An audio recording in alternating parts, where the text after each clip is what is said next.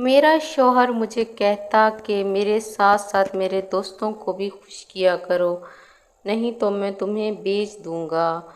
जिसके बाद इनके दोस्तों को भी खुश करने की पूरी कोशिश करती। पूरी कहानी सुनाते हैं। सबसे पहले रिक्वेस्ट है, मेरे चैनल को सब्सक्राइब कर लीजिए। जी हाँ, ये कहानी है एक पठान घराने की। एक पठान घराने से ताल्लुक़ रखती हूँ और मेरी उम्र बहुत ही कम थी जब मुझे अपने कज़न गुलजमान से प्यार हो गया था। पठानों में ये होता है कि पठान औरतें घर से बाहर नहीं जाती। पठान औरतों पे सख्ती होती है। पठान औरतों में मर्द ही फैसला करते हैं और औरतों को बोलने तक की इजाज़त नहीं होती और मर्द के सामने बेबस होती हैं। मैंने अपने कज़न को बहुत समझाने की कोशिश की कि देखो, हमारा घराना ऐसा है, यहाँ कोई भी नहीं मानेगा, कोई भी हमारी बात मानने को तैयार नहीं होगा। लेकिन वो कहता कि जान भी दे दूँगा लेकिन तुम्हें नहीं छोड़ सकता और मैं तुमसे ही शादी करूँगा। जब मैंने इसकी बात सुनी तो मैं शर्म से पानी पानी हो गई कि मैं किस तरह से समझाती कि हमारे घर में जो रस्म व रवाज हैं वो इतने सख्त हैं कि ये इनकी आड़ में आके मर जाएगा। खैर, इसके प्यार और मोहब्बत के चक्कर में मैंने एक दिन फ़ैसला किया कि मैं इनके साथ भाग जाऊंगी। रात 11 बजे मैं गुलजमान के साथ भाग गई। इसके बाद हम लोग रेलवे स्टेशन में पकड़े गए और मेरे घर वालों ने मुझे तो मार मार के मेरा बुरा हाल किया ही, लेकिन गुलजमान के घर वालों ने भी मार मार के इनका बुरा हाल कर दिया। इसके बाद मेरे घर वालों ने मुझे 5 लाख में एक पंजाबी घर में बेच दिया और पंजाबी शोहर नशा करता। वो मुझ पे तरह तरह के जुल्म करता और कहता था तुम तो बिकी हुई हो और तुम्हें 5 लाख के गौस ख़रीदा है। अगर तुमने मेरी बात ना मानी तो मैं तुम्हें आगे कहीं कोठे में बेच दूंगा। जिसके बाद सारे दोस्त इसकी शाम को आ जाते और नशा करते और तरह तरह की बातें करते। अगर मैं अपने शोहर की बात ना मानती तो वो मुझे मारता पीटता और तरह तरह के जुल्म करता और बुरी तरह से मुझ पर जुल्म करता था। मुझे समझ नहीं आता था कि मेरी छोटी सी गलती की मुझे इतनी बड़ी सज़ा मिलेगी।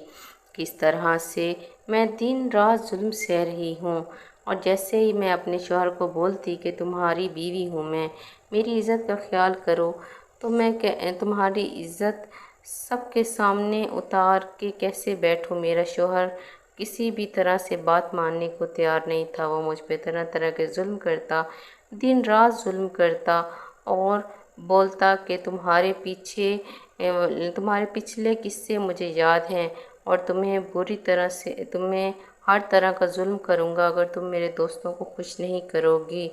और इसके दोस्त भी ऐसे वहशी थे कि शाम को ही आ जाते और इतनी ज़्यादा मैं खूबसूरत थी कि खूबसूरती को देख के पिघल जाता हर कोई। आखिरकार